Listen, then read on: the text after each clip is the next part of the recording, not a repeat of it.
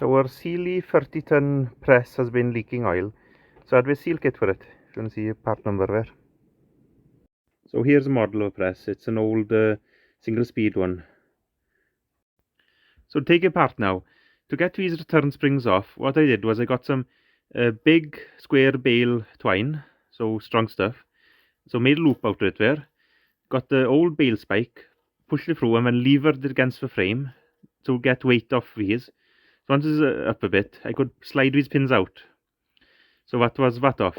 To get the actual jack itself off, or ram then, there's a nut and bolt there, and there's a one at the other corner. So only two of those 13mm that holds it onto a frame. I forgot to show it, but the only thing that holds this together is inside here, around this edge here, there's a snap ring, so you can see it there. And you pry that out with a screwdriver, and then the whole thing can just sort of come out then. It was a bit stiff to try to pull this rod out.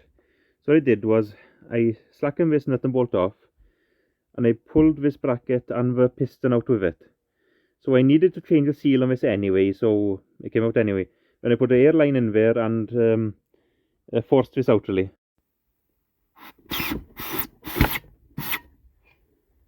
Only snag with this, the dust or dirt seals go there. There's two O-rings. These are new ones, but they're too thin to actually fit in there. So we put the old ones back in.